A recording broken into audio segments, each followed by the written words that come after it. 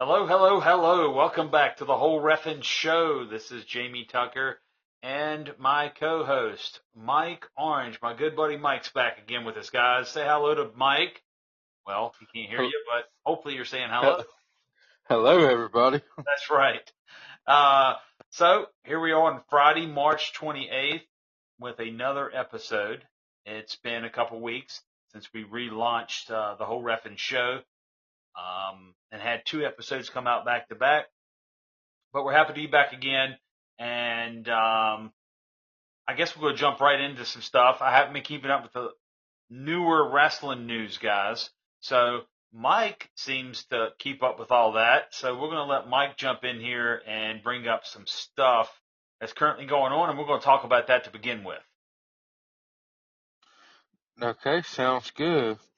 So last night TNA did a episode, and a former champion came back onto the show after 12 years of wrestling in the company, and it was Chavo Guerrero.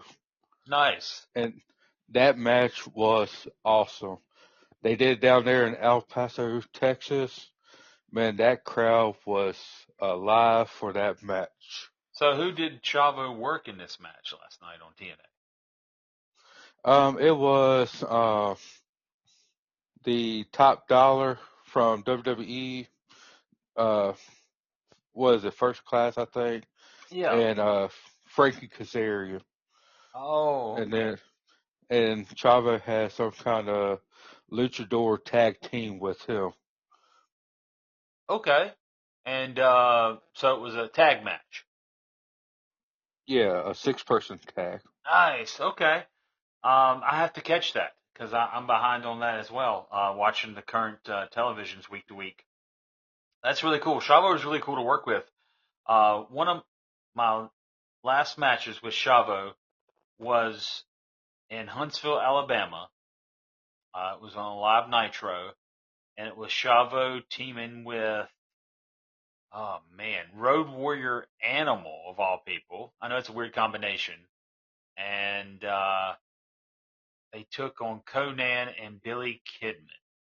And it was a wild. They started it like a brawl coming out from the backstage, and all the refs come out to break it up. And then when we finally got them assembled in the ring, I was the main referee in charge, of course, and I got in there, rang the bell, and did the tag match, and really really good action, really live crowd that night, back 25 years ago in February of 2001. So I guess it's a little over 24 years ago. But anyway, it's a long time ago. So that was my last match with Chavo. But speaking of Chavo, before we move on, I know you brought up what he did last night on TNA, which is great. I'm glad to see uh, he's able to still participate in live bouts and all that good stuff. But Super Brawl 2001, which was in Nashville, Tennessee, good old Nashville. Got a lot of memories there. Lived there and worked for Burt. We talked about that before. But he wrestled Rey Mysterio, and it was for the cruiserweight title, and Chavo retained it. That was a good match that I got to officiate towards the end of WCW. So Chavo, class act, always good to work with. So I'm glad to hear. I'm glad you brought that up because I had no idea that he was back on TNA. So good stuff. Oh man, that the match that he had last night, it was a really good match. Uh, he did a lot of the like Eddie signature moves. They got the crowd chanting for Eddie. Man, it was a really good time to be there. Like if you was in El Paso last night. Nice. And it was live, right? Or I think it was live. okay, okay. I'm not sure. Um, and all that, but good. I'm gonna have to try to catch that or some clips of it or something coming up. So any other TNA news or AEW, WWE, Triple A? What do you got? Major League Wrestling? Did you see the video of the child? and Chris Jericho in AEW? I did. That kid had a set of abs on him, right? I mean, I don't know how what the kid's age is, but for him to have that dialogue with Jericho and to basically, he said, "Where'd you get them abs from?" And I think he said something to the effect, "By working out, something you don't do." Uh, but that was pretty fun. But it made Jericho pop and Big Bill and what's the other guy's name that's with them?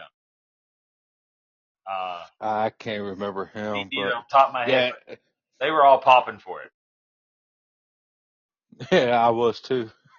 That was a funny thing, and you could tell he was. It looked like he was breaking character. Well, he was because he was laughing so hard about it. So, but it was good, for them to be able to do that, and the kid, you know, the kid was just funny. Yeah, it was great. Yeah, it was probably a good moment in the uh, company for a little while, in my opinion. It was just a great memory for that child for sure. Right. What else do you got? Do you got any other AEW news? I do want to mention something about AEW real quick though. Okay. You remember last week? It was last week, I believe, that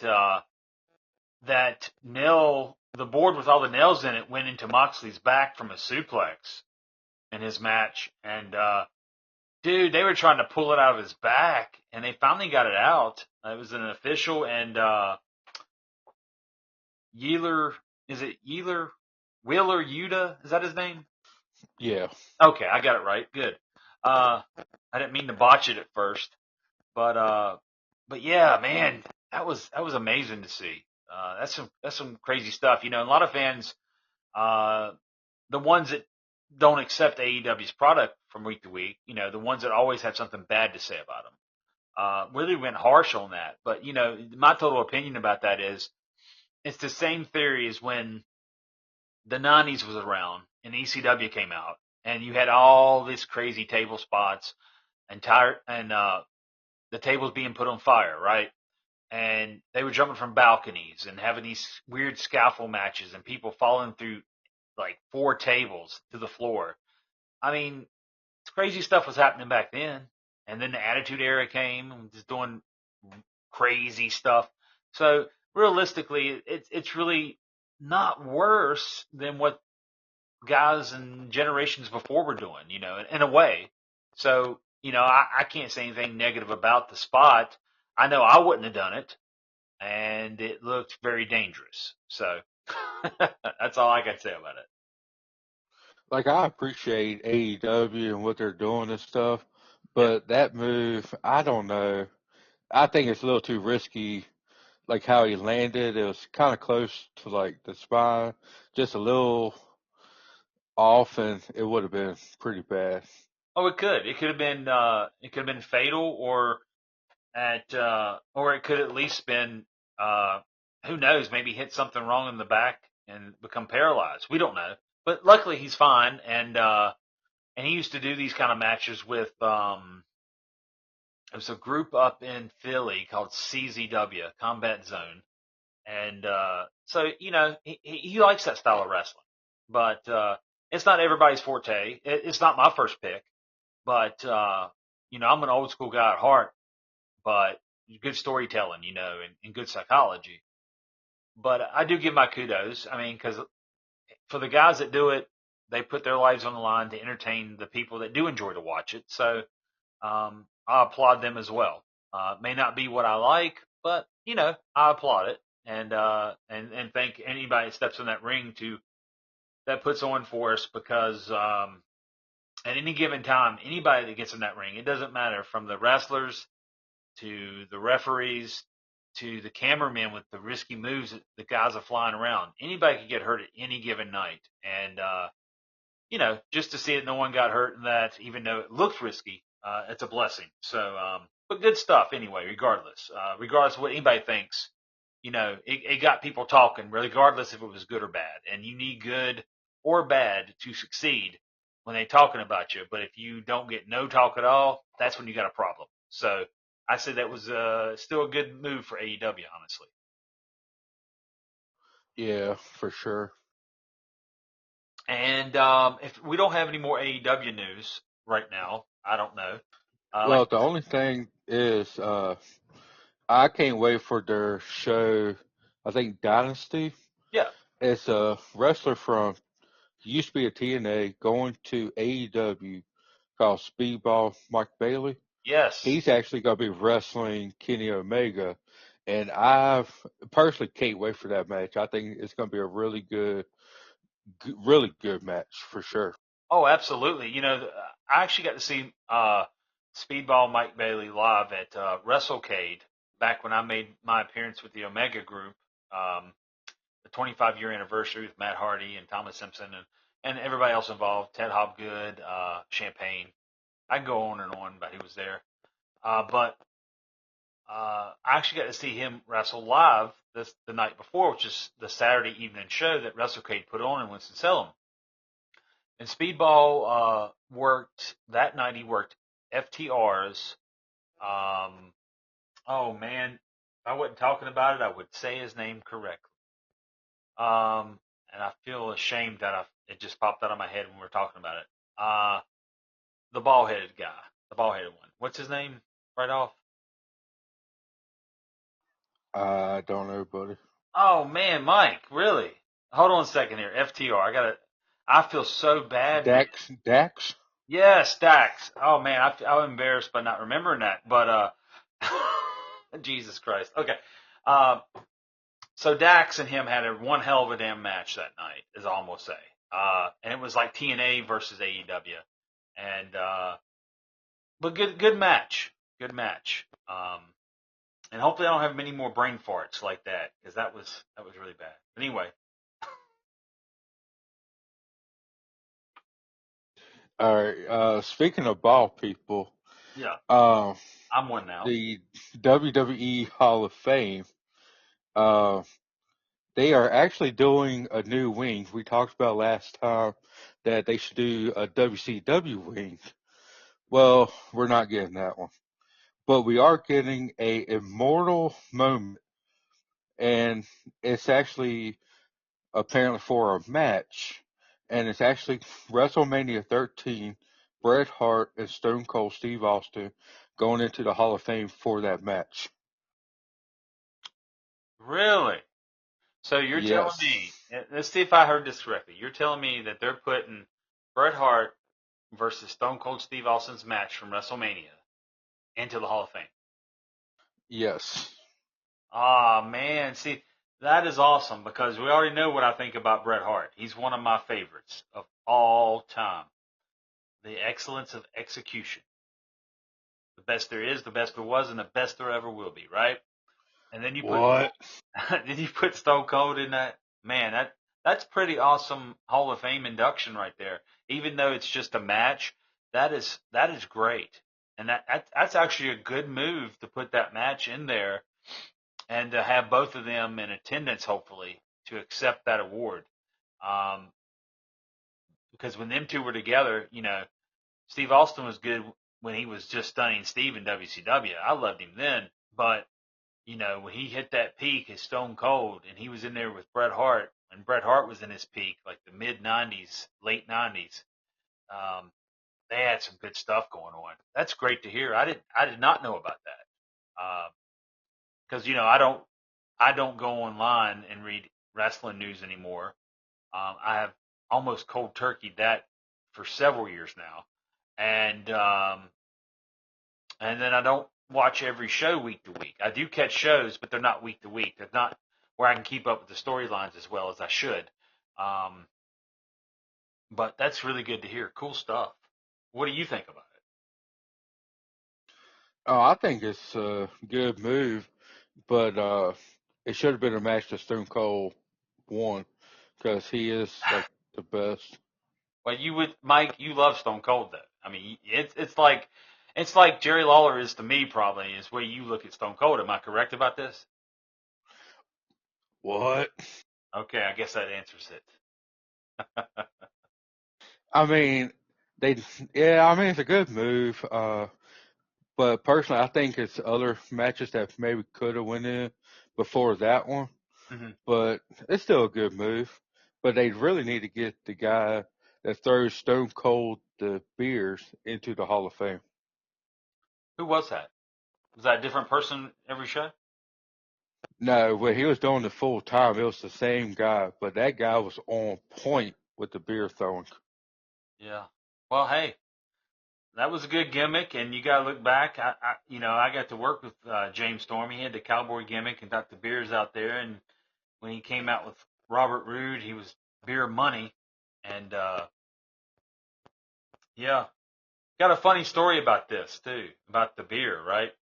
So I never told this story before, and I'm glad we got on this subject. I'm glad you said the beer tosser because it made me think of this beer story. So I got a beer story. So how it goes is, so you know how James Storm used to carry beer bottles to the ring, and he'd drink beer going to the ring, or he'd drive down that cooler and have beer in it, right? Well, Yeah. so down in, oh man, I gotta think of the town.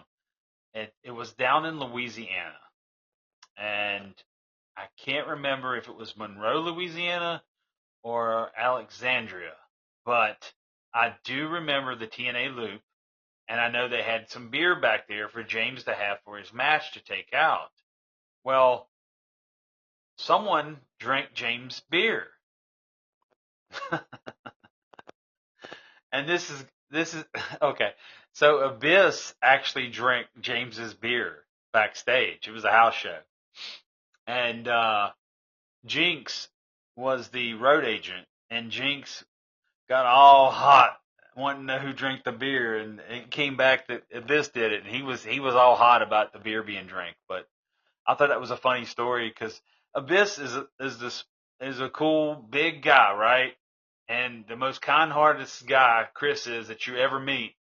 And he didn't mean any harm. All he did was drink a couple beers that he thought was one of the boys probably because on house show loops and stuff, there'll be beer backstage. Just be honest.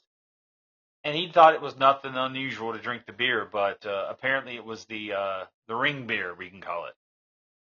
So I always thought that was funny. Yeah, it's a little funny, buddy.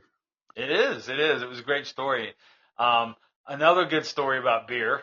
Uh, so um, I started playing cards um, after TVs in Orlando I think I want to say we stayed at Holiday Inn or something like that in Orlando, right near Universal Studios.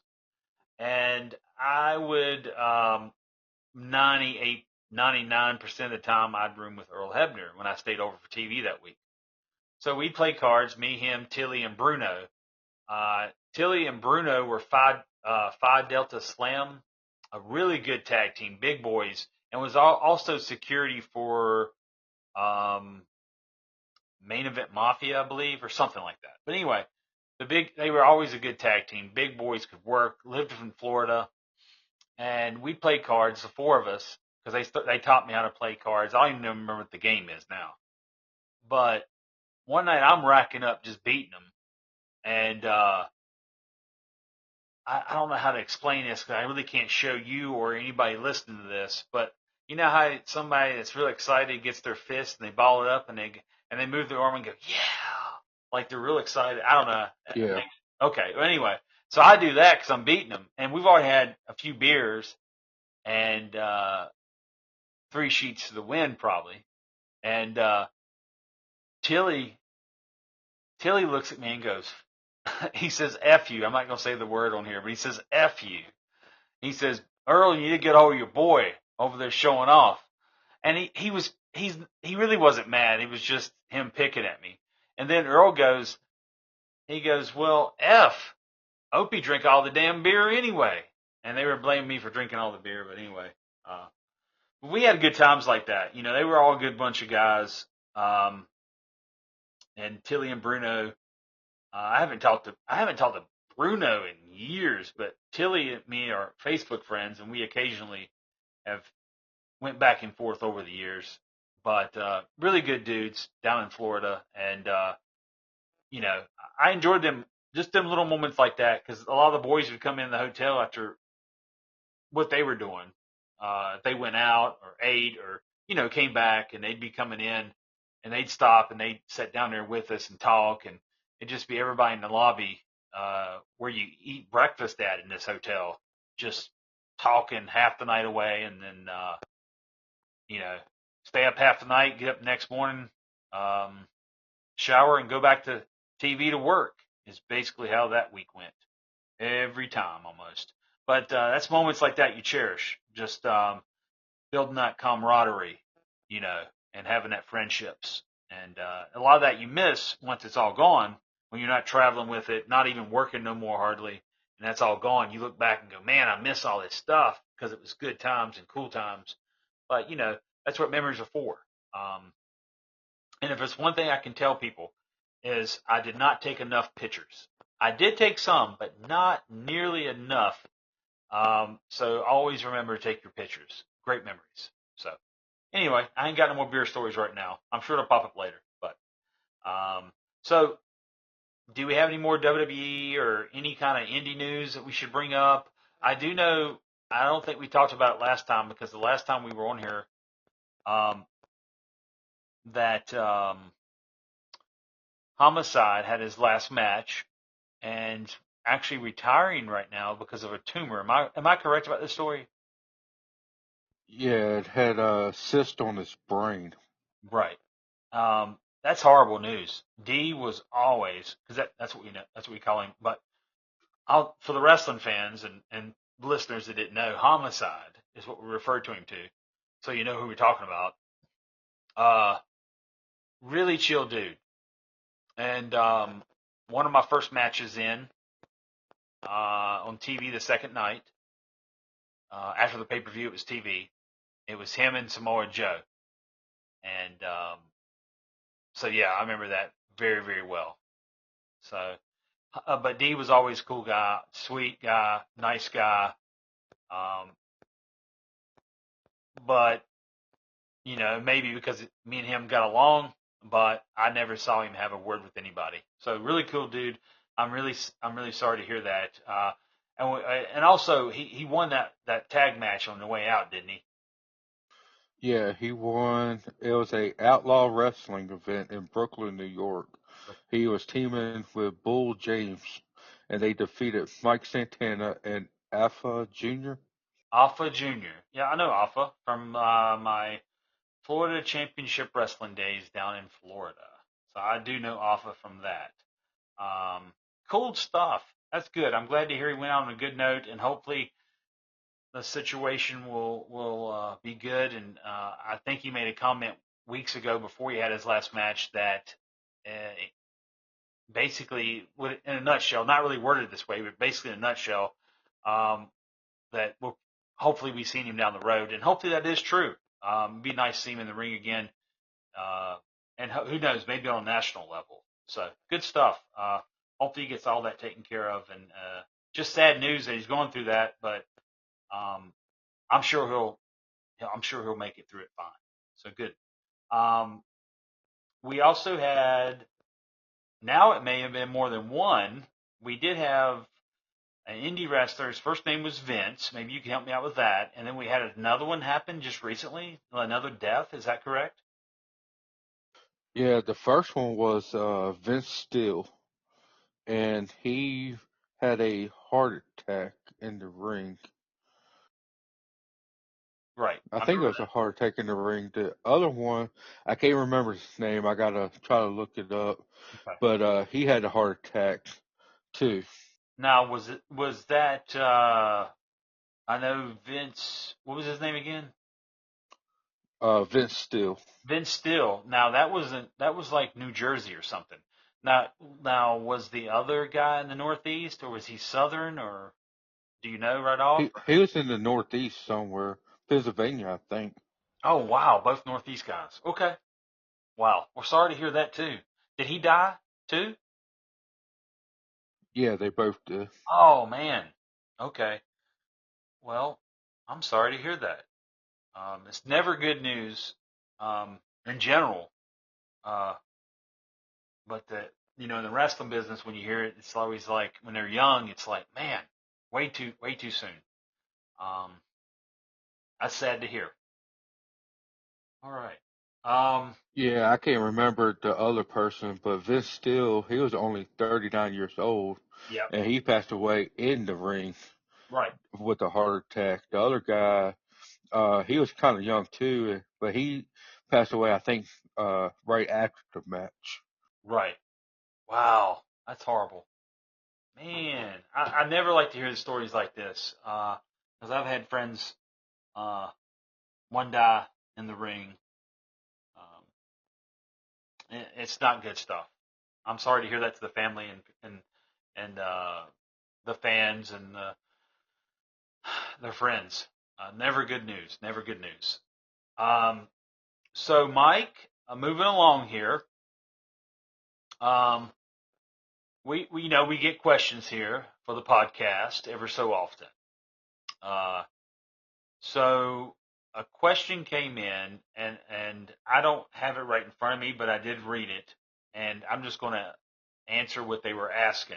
So basically, the question came in when I was reading my emails, and the question was, I guess they didn't listen to a prior podcast of when we talked about how I got my start in the business back in 1993. Um, so that's when I started. They want to know how I got in and who I started with. So basically, I'm just going to touch base on that. Um, but it was 1993, October 30th to be exact. I broke in Kings Mountain, North Carolina, at the National Guard Armory, and my first match was with Tyrone Knox versus Benji Beecham, and then I had another match later on in the card, which I cannot remember right now, and some of my log books are not found yet. I got so much memorabilia and stuff. But that was my opening night, how I got started, and I had no prior training. It was just basically, um, hey kid, do you want to referee? And I said, yeah. And I showed up that day at the armory. Me and another referee um, shared the duties of refereeing that night, and that's how I got my start. No prior training. It was just basically, when the shoulders are down, you're going to count them, and there's a 5 count in the corner, a 5 count on the ropes, and a 10 count, standing 10 count if both men are down, and there's a 10 count if someone's outside the ring to get back in the ring. And we were using old NWA rules for Stallion and George South's group, which is called the Professional Wrestling Federation, where if a guy got thrown over the top rope, it would be a disqualification. So that's all I knew going in to my first match. I didn't know a finish. I didn't know nothing. I was just told to go out there and referee it. And the first match, I believe, was a small package finish with Benji going over, but I did not know that until I counted it. So, yeah, that's how I got my start. And it was probably 3 months before they taught me how to actually take a real wrestling bump. I would just referee matches, and if they'd run a guy into the corner for a bump, I would sell it and go down, but I would not take no actual back bumps or anything because they hadn't properly trained me how to do that the first few months. And then that started like the first of '94, and everybody knows I've talked about it. I went into occasionally wrestling at times. I would fill in on Stallion shows when the guys would, because we didn't really have booking sheets working for Stallion or actually anybody booked. It was just, hey, this is the lineup, guys. And if whoever showed up to work these shows, they put a card together. Wouldn't even be a pre-card like most indies are ran nowadays. Nowadays everybody knows ahead of time when you're showing up, but back then Stallion would just run it as if you show up, you work. If you didn't show up, you know, no big deal. We use you next time. Um, but yeah, that's pretty much it. And just a lot of memories from that era. Like I said, it was '93, and I stayed with Stallion until like spring of '95, and branched out to doing the independents and all that good stuff, and working for different people. And that's when I actually started realizing that it was a good thing I went out and worked for other people, because if I didn't, um, I would have been, you just don't learn. You just don't learn staying in the same place. So you had to travel. And that was the best thing I ever did. So, um, but, I was number 474 in 1997 for the PWI 500. I'm the wild child going down in history there, bud. We can go on all day and all long, right, about this. But good stuff. That's how I started, though, 1993. So who taught you how to count to 10? Uh, I already could count to 10, buddy. You saying I couldn't count before I got into business? I don't think so. I don't think you can count to 10 now. Well, I never make it to 10 hardly. That's true. I very seldom make it to a full 10, but I can count to 10. I can guarantee you that. At least they got their money's worth, buddy. What's that supposed to mean? Okay. But I look at things, and I I look back, and I don't have any regrets about how I broke into business. Because as I moved down the road, I got to meet other people in the industry, and I got to be involved with Omega Pro Wrestling in '97, and with the Hardy Boys and all that, Shannon Moore and Shane Helms, and they all went on and did great things, and I got signed to WCW, and they got signed. Most got signed to WWF, and a few others like Shane Helms and Shannon Moore and I got signed to WCW to begin with, and it's just a phenomenal group of guys came out of Omega. I know I stepped off course here, but it just gets my whole thought process going, and I don't want to talk about everything. I know we can't, but you know. But the Hardys are doing good too, right? I still hear they're in TNA, and they're the tag champs right now, or no? Yeah, they're the tag team champions. But it's also a rumor that they're also trying to pitch an idea to face the Dudley Boys in a final match to figure out who is the best tag team out there. Really? So, Mike, let me ask you, not just particularly in between them two, since you said the best tag team out there, they're going to fight for that between them two, right? But who in your mind is the best tag team out there, since you're talking about that now? In your The opinion. Good Brothers. Okay. The Good Brothers. I mean, they're the best. I don't care what anybody says. They would have made it up in the Attitude Era, WCW, ECW. You put them against anybody. Rock and Roll Express, the Rockers, DX, NWO. Mhm. They would have had it down and everything. You think that okay? How about this, bud? The In their prime, the Dudley Boys and the WWF against the Good Brothers in their prime. The Good Brothers in the New Japan Okay. part. Not when they were in WWE, but in New Japan, when they was actually used correctly, Hmm. they're untouchable. What about Demolition in their prime and the Good Brothers? The Good Brothers. Okay. So let me ask you something, Mike.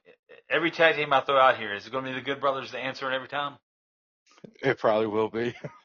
Awesome. Okay. Hey, at least you stick with them. I would probably tell you that with Jerry Lawler with I any. mean, the only one that will come close will probably be the two-man power trip when it was Triple H and Stone Cold. Because you know what, Stone Cold was like the man. But I would had to pick the Good Brothers because they're an actual tag team, and they probably would have beat up Triple H if Stone Cold would have walked away from that. Okay. Fair enough. Fair enough.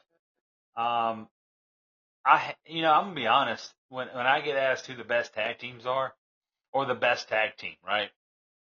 Um, I hate that question for me though, because there's so many that I love throughout the years. Um, it's kind of like, you know, you're fans of the Rock and Roll Express as kids growing up, and then a little later you become big Steiner Brother fans. Like I'm like my early teenage years, right? Big Steiner Brother fans, and then later on, when after I'm in the business, I understand the business, but I watched the television show Nitro and Raw and all that, and you go, man, the Outsiders are so cool, right? So, um, and the Midnight Express in the 80s are so good. I could just go on and on the differences and the reasons why these tag teams are so good. The British Bulldogs in their prime against, I'm trying to think, the British Bulldogs in their prime. This picture this now. They're working, let's say, the Midnight Express in their prime. And we're talking about, let's just talk about the version that most people remember to begin with was Condrey and Eaton. Man, that would have been a hell of a tag team match. But the problem was you had the British Bulldogs in the WWF, the Midnight Express, and the NWA. But man, I love tag team wrestling. It's one of my favorite things to referee as well, by the way. So, I mean, the only other tag team that comes close will probably be Festus and Jesse. well, see, it's still got a good brother in Yeah, biscuits and gravy. it. Biscuits and gravy. Mm. But Y'all need to look it up if y'all don't remember what that is. I'm telling you right now, though, I don't know. And we did the Mountain Rushmore of single competition, and or at least I have on my end. And then so let's do something a little different here, and it's not for me to answer this time. It's for you. And the Mount Rushmore of tag teams for Mike Orange. Oh, thanks for putting me on the spot. You're welcome, man. Um, Hey, you said you were going to do that to me, so, bruh, I got you. so of course the Go Brothers are going to go up there. Then probably the Rock and Roll Express. Okay. Then, like I said before, the Two-Man Power Trip. They was only there for a short time together, but they were so dominant. Triple H and Stone Cold. Okay. But I mean, they were so dominant, but you knew it wasn't going to last long. Hmm. Like I don't know, it's just but it was good while it lasted. Right. I wish it would have lasted longer. But then the last one, uh, we talked about him earlier. Chavo and his Uncle Eddie. Okay. Back when I was a kid, that was like uh, a really good tag team. Always lied, cheating, stealing to get the win. Multiple times, I think it was 6 time tag team champions together. Hmm. Uh, they was just really good.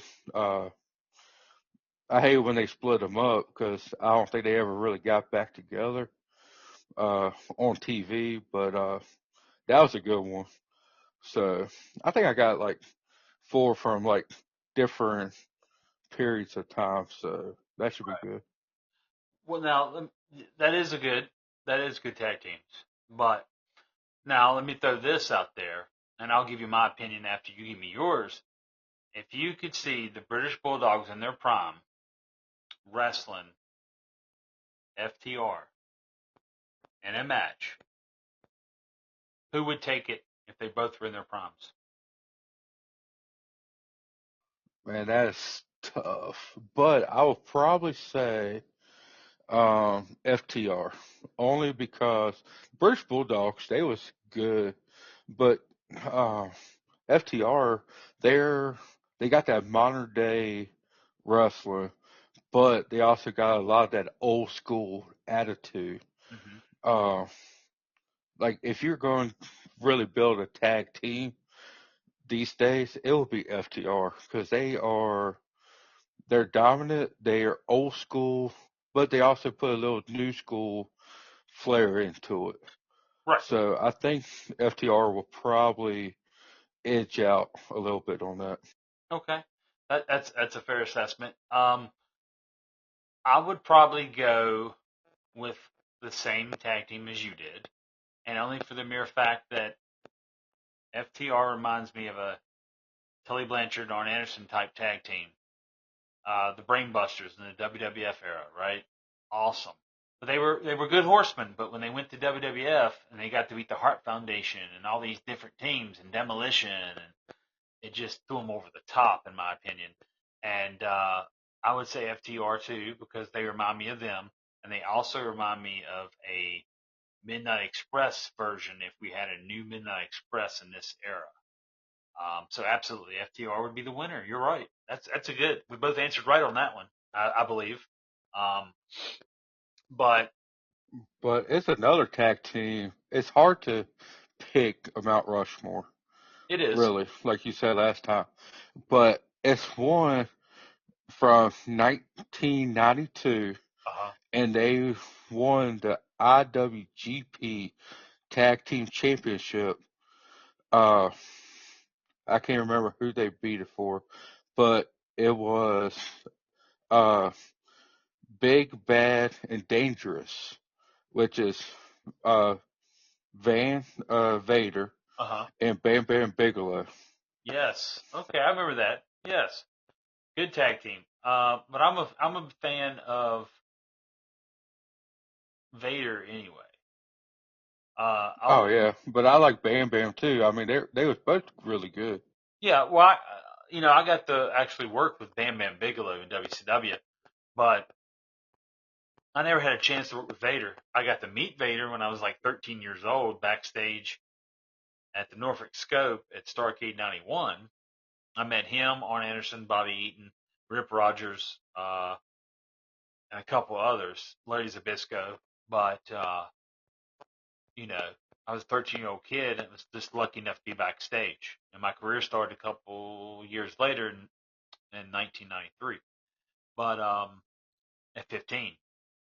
But even then, just to be backstage and see all these guys that are larger in life, and WCW was always a Southern company. I grew up in the South, and it was always where you wanted to go if you got in the business. And after I got into business, that was my main goal. And but to be able to be backstage from '91 and compare it to way backstage was when I got to WCW, man, had it changed night and day. The production, everything had changed, and of course the talent changed. I mean, we can't deny that because times go by and some of these guys were out of the business or um, doing indies or somewhere else at this point.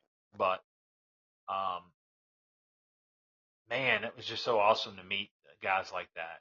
But you know, I was watching Vader today work Cactus Jack earlier this morning from a show over in England, and he's in the ring with Mick Foley, which is known as Cactus Jack at the time.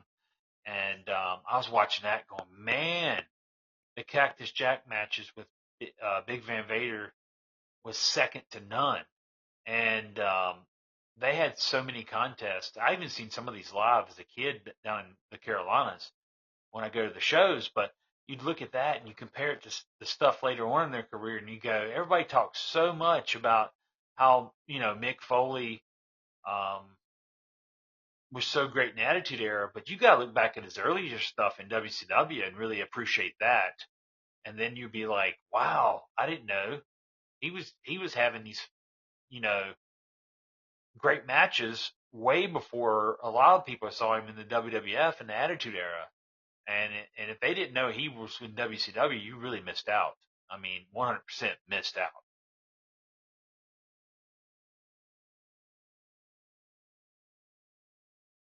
And Yeah, yeah, for sure. But another modern day tag team. Well, they're not modern day. It was like the part of TNA, like you said earlier, Beer Money. That was a really good tag team. yeah, yeah. I mean, there's so many tag teams throughout the decades, throughout the years, throughout the NWA, the AWA, the WCW, WWF, now WWE, AEW, TNA. It's hard to really compare everybody. And we can all sit down and go, hey, my favorite guy of all time is this guy or that guy, and have a Mount Rushmore. But when you do the Mount Rushmores, you're really leaving out so many people that probably deserve to be on that same group. Um, it's really hard to pick a group, and it's really unfair, at the end of the day. But yeah, a lot of good stuff though, man. I watch a lot of the older wrestling, and, like I was saying earlier, how my tag teams changed throughout the years, right? And I got from Rock and Roll Express, went to Steiner Bros. Look at the big transition of styles. You know what I'm saying? But it was a different era. The early '90s started. Steiners led that into the mid '90s, and they had so many good matches in WCW early years. They actually had a good match with Sting and Luger. At one of the Super Brawls, they had good matches with Gordy and Williams in '92 when Bill Watts was running the company. Uh, Steiners were just really good. They went to WWF and had a series of matches up there with great tag teams, and then came back. And when they came back to WCW, they split them up eventually. And Scotty went heel first, of course, and became Big Papa Pump, as everybody knows him from late '90s to today. People remember that, but you got to go back and look at their old stuff too. That's all I'm trying to say. You got to look at everybody's older stuff to appreciate what they gave to a different era years later, to really appreciate it. So that's all I'm trying to say. I got you. But one person I think uh, needs to go. I don't think he's in the. We were talking about Hall of Fames earlier, and TNA got a Hall of Fame. Is Jeff Jarrett up in there? You know, that is a good. I don't know, and we both know he's in the WWF Hall of Fame. So let's take a look at that. I don't think so, and I'm probably going to stab myself in the foot by saying that. So I'm looking up that right now, and we're going to find out if he is or not, unless you're already doing it. If you get to it first, let me know. Okay, actually he is. I didn't think he was, but apparently he went up in there in 2015 with Earl Hebner. Okay. So did he go in the Hall of Fame the same night as Earl Hebner? It looks like it, but the thing that got me confused was every year it was one wrestler or one person a year, Uh-huh. except for that year, and they both went in there. Okay. So what we need to find out is if they did it the same night. And the reason I asked that is the TNA Hall of Fame, when Earl Hebner went in, they put him in the Hall of Fame in Salem, Virginia at the Civic Center at a house show. That's why I asked if Jarrett went in the same night on a house show. I'm trying to, I can't figure it out. I don't think so. I think Jarrett went in on June 27th, 2015, and then Earl went in there October 3rd in Yes, Salem, Virginia. October 3rd. That's the one I'm thinking of. Okay, so Jeff went in June of that year, and then Earl got Yeah. it in October. Okay. Well, I didn't know. It's hard to remember it. Maybe I did know at the time, but I did not know today. Well, good for him. He deserved to be in that Hall of Fame, more than anybody. So it's good they put him in it, because he actually started the company. So, and he gave a lot of guys a lot of chances that, over the years, that if that company wasn't around, these guys wouldn't have had the opportunities that they had. So, absolutely, he deserved to go in. And then Earl's been in the TNA, but Earl's not in the WWE Hall of Fame. And I don't know, he may go in it now that Laurinaitis ain't around in management and Vince is no longer the owner. So who knows? He may get his kudos down the road. Um, but he's the only referee that's went into a wrestling Hall of Fame. Am I correct about this? That's for a major company, that is. I think so, but I think a red-headed WCW referee needs to go in. I do too, but I don't know if that'll ever happen. So I think it's a conspiracy against you, buddy. I think so too. Thanks for thinking the same thing. Uh, but all kidding aside, I know that when you're putting in people in the Hall of Fame, you got to look at the accomplishments from top to bottom, and if we're looking at it from a standpoint, um, he he definitely deserves going in to the Hall of Fame. Earl, that is, regardless of what Hall of Fame it is. And I know he's went into the TNA. WWE honestly should drop the ball and put him in it. He does deserve it for all the accomplishments he's put into the business. Tommy Young should go into the WWE Hall of Fame for his accomplishments in the NWA and all the territories he worked in before. But then again, we've also had that conversation where I feel like when you're putting somebody into a Hall of Fame for one company like that, do you put everybody across the board in it now? But you'd have to, because the main fact is there's no more WCW. There's no more Jim Crockett Promotions to have these Hall of Fames. So you would have to put them into the WWE Hall of Fame for every company and every territory that was out there. So there's no thinking about it. That's the have tos. If you have a Hall of Fame that means anything for every company that's ever been there, it's got to be the WWE, I guess, at this point, because we have nobody else. So yeah, basically since they own the whole territory, the library of all the territories, they got AWA, they got the Mid South UWF, they got WCW. Yeah, so there's a lot of people well deserving to go into the Hall of Fame for the WWE, and that haven't got their due yet. And it's good to see that the Natural Disasters got it this year. It's good to see that Lex got it. It's good to see that. I'm waiting to see who else they put in it. I know it's Lex, right? Lex, Natural Disasters, and Triple H right now. Michelle McCool. That's right. I forgot about her. Are they putting? Have you heard any other rumors about anybody else going in?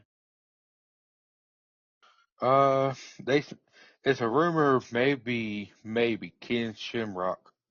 Okay, I could deal with that. Ken Shamrock's deserving too. Absolutely, that'd be a good one. I'd like to see his induction speech. Like his name is being thrown around, but it ain't nothing concrete yet. Right. Gotcha. Good stuff.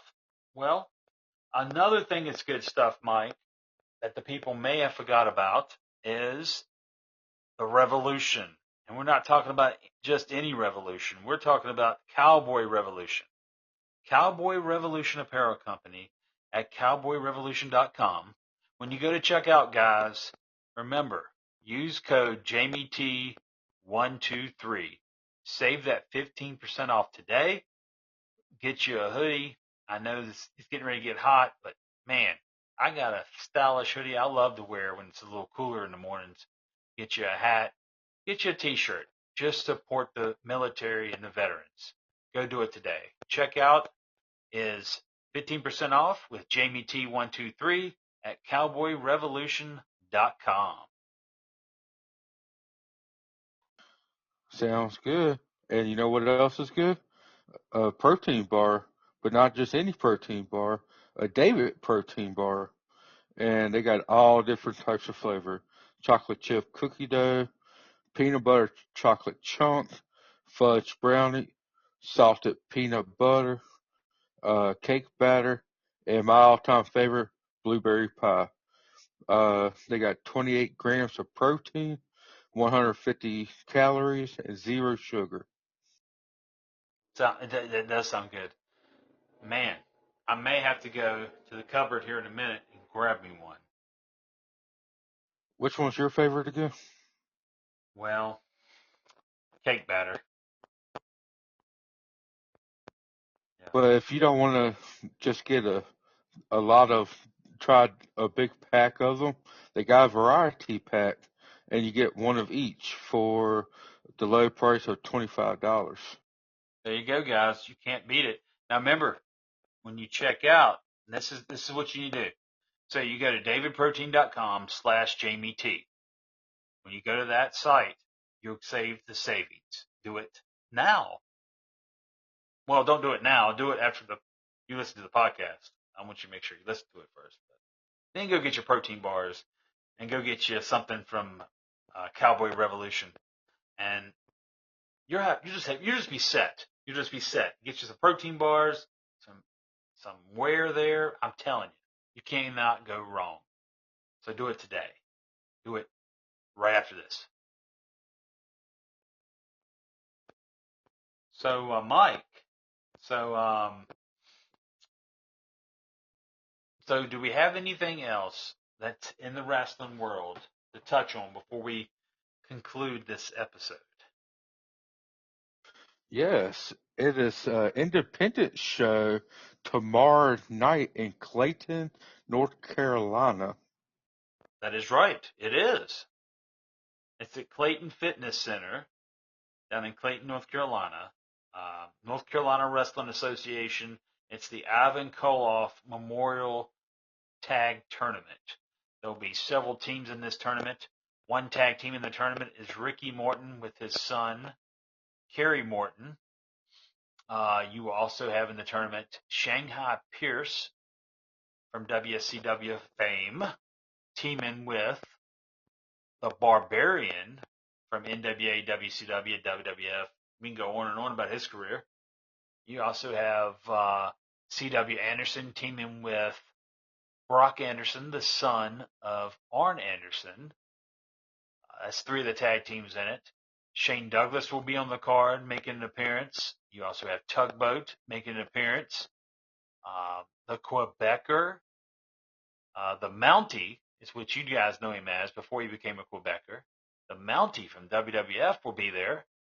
A lot of good indie talent, and yours truly will be there, Mr. 2020 Jamie Tucker, with the stripes on to call some action straight down the middle.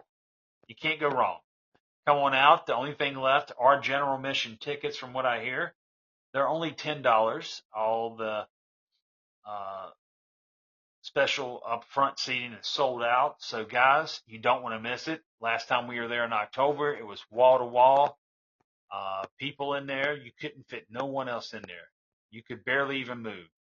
But it was a great night, and everybody had a good time. So come on out tomorrow in Clayton at the Clayton Fitness Center down in good old North Kakalaki. So, yeah, that is going on. So, Mike, I think, we're going to wrap up this episode for this one. But I think we had some good talk this week. And then when we come back on, which will be next Friday, guys. That's right. Now listen to it. Next Friday, you will hear from us again with another podcast. We do have some guests lined up. We will let you know by our Facebook page, The Whole Reffin' Show. Go there. You will find out when and where the guest, when they're going to be on the podcast from week to week. Also, what we'd like to tell you is to keep up with the TikTok, as well as I call it the TikTok. From my TikTok, I'll be coming with messages with upcoming episodes as well, filling you in. And like Mike has said before, we're going to probably do a Facebook Live and all that coming up as well. So just stay tuned for a bunch of good stuff. Yeah, our team's been working hard to get this going, and yeah, James is going to be up on there doing Facebook Live. Tomorrow he will talk to the fans. He don't care if it's midnight to 1 o'clock in the morning. He'll talk to every single one of y'all until the last one leaves the building. That's right. I will. I'm going to try to, if I can locate my promo pictures. I'm gonna have them in full effect tomorrow as well. I do have some around here somewhere, but I'm gonna have them with me if I can find them, and I'll be more than happy to sign you an autograph. If you want a picture, if you don't want a picture, that's fine. I'll sign your arm. I'll sign your shirt, whatever. But just come out and speak to me. I love to meet the fans, and the fans is what made this business succeed. And you know, we love the fans, and we're not like some people out there that think wrestling fans are losers. I actually had somebody tell me that, and was directed at me. And yeah, just so you know, this guy's a POS, and I wish him well in his future endeavors in life, because he's not going to have very good ones probably, because he's very sour, and yeah, I could go on and on about this guy. He's just a POS. So anyway, Mike. Do you want to talk a little bit more about it, buddy? Well, all I gotta say is this. I hope I never see this guy again, because how dare you talk bad about such a great community? When it comes to the wrestling fans, they buy the tickets, they buy the T-shirts, they buy the wrestling figures at the store, they buy pictures, they buy programs, they buy the, like I said, tickets, I believe, to come to these shows with their hard-earned money. And then for someone to look at me and tell me that everybody watches pro wrestling are a bunch of losers, it just, if I must say, it just pissed me off. And I have no room for that. And but anyway, just let you know, guys, I do love you, and I will always stick up for you. So come out and see me tomorrow in Clayton. Make sure you say hi if you're down there. If you're not, send your questions to WrestleRef123@gmail.com, and I'll answer all your questions. It doesn't matter what it is. If you've got a comment about the show, a comment about anything, send it our way. And the team over there at the Whole Wrestling, the Whole Reffin Show, the Whole Reffin Show Facebook page, and then behind the scenes here making this podcast happen are hard at work. And we hope everybody enjoys it each and every week. And Mike is one of them people behind it, guys. Don't let him act like he's not. And he's behind this 100%, and he's gonna make it happen as well. So, anything else, my man? No, I think we're good. And if anybody thinks that wrestling fans are losers, they're just losers themselves. Thank you, The buddy. wrestling fans, the wrestling fans, the wrestling world community, they're just on a different level. They're like hit above everybody else. So we've got to stay strong, stick together, and let's let's move it into the next decade and just keep growing. That's right. Amen to that. All right, my man. We're out of here this week.